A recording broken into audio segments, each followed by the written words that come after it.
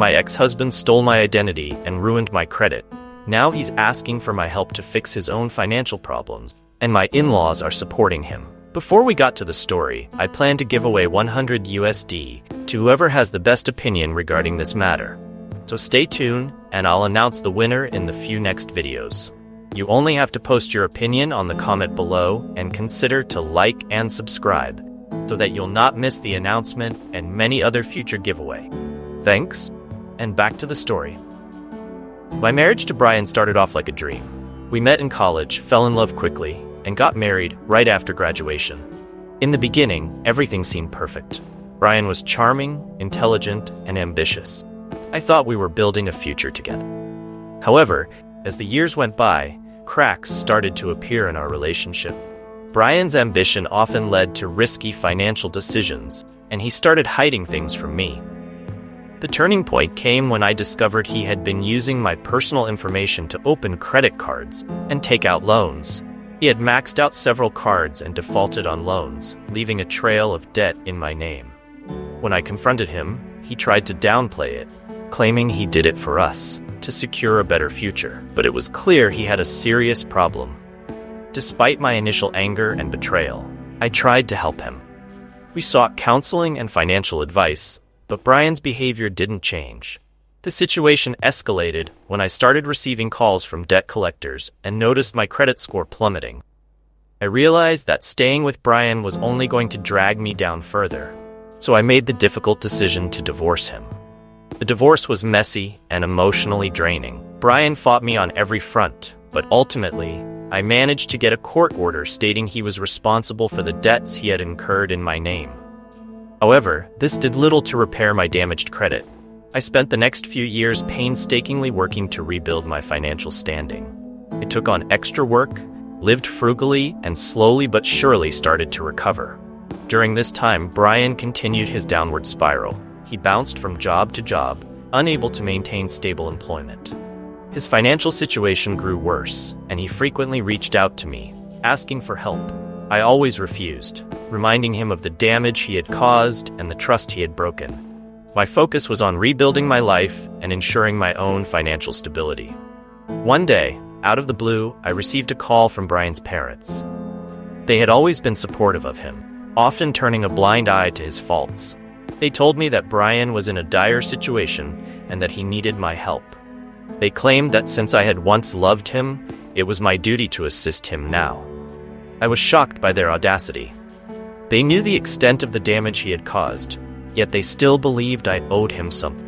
I tried to explain to them that helping Brian would jeopardize my own financial recovery, but they were relentless, guilt-tripping me and saying that family stands by each other no matter what. They even hinted that they would repay me eventually if I helped Brian out. I felt a familiar sense of pressure and manipulation, reminiscent of the tactics Brian had used during our marriage. As the days went by, pressure from my in-laws intensified. They began involving other family members who reached out to me with pleas and emotional appeals. I found myself constantly defending my decision to protect my own financial well-being. It felt like I was under siege, with everyone seemingly forgetting the harm Brian had inflicted on me. One evening, Brian showed up at my doorstep. He looked disheveled and desperate. He apologized profusely for everything he had done and begged for my help. He claimed he had changed and was trying to get his life back on track. He asked if I could lend him some money to pay off his debts and help him start fresh. He even had a repayment plan, though given his past, I had little faith in his promises. Seeing him in such a state stirred up a mix of emotions. Part of me remembered the good times we had shared, felt pity for him.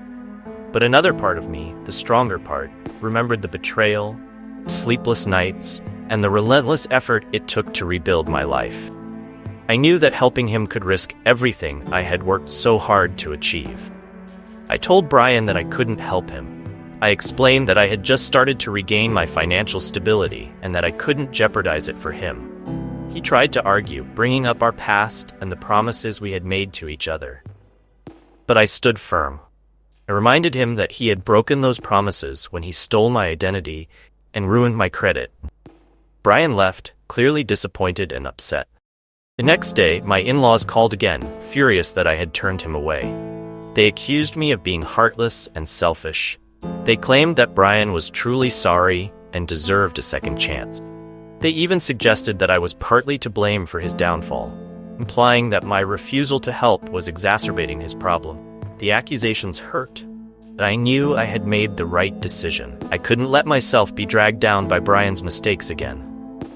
I sought support from my own family and friends, who reassured me that I was doing the right thing by protecting myself.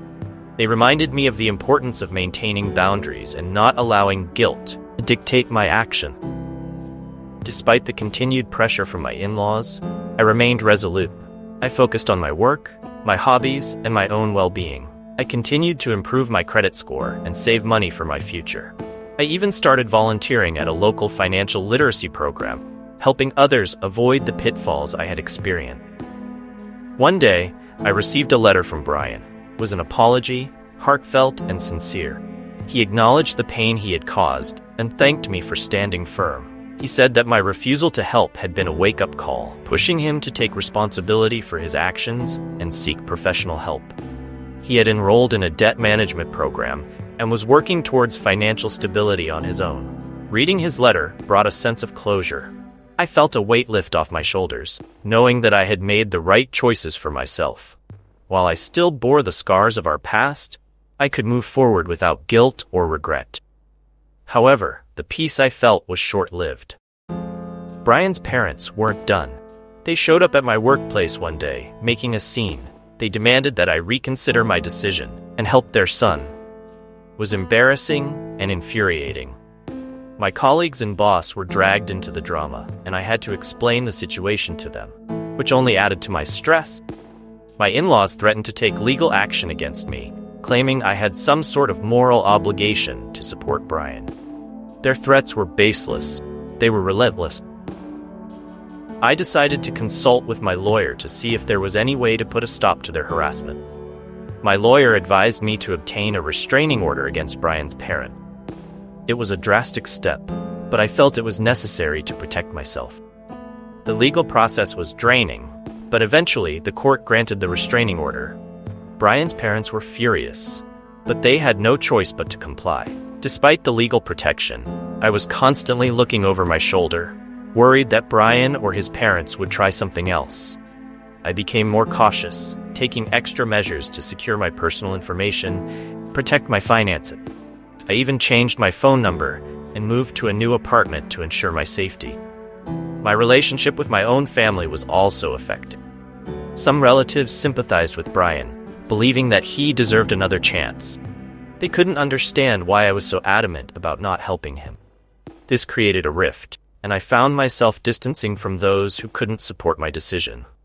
Meanwhile, my career started to flourish. I received a promotion at work, and my financial situation improved significantly. I was able to pay off my debts and start saving for a future I had once feared would be impossible. It was a testament to my resilience and determination. Brian's letter had mentioned his efforts to turn his life around, but I chose not to respond. I needed to maintain my boundaries and focus on my own healing. I hoped he would continue to make positive changes for himself, but I couldn't allow his past actions to dictate my future. Months later, I heard through mutual acquaintances that Brian had indeed made progress. He had secured a stable job and was slowly paying off his debts. It seemed that my refusal to help had been the catalyst he needed to take responsibility for his life. While I was glad to hear of his progress, I knew I had made the right decision by standing firm. Am I the for refusing to help my ex-husband fix his financial problems after he stole my identity and ruined my credit despite the pressure from my in-laws?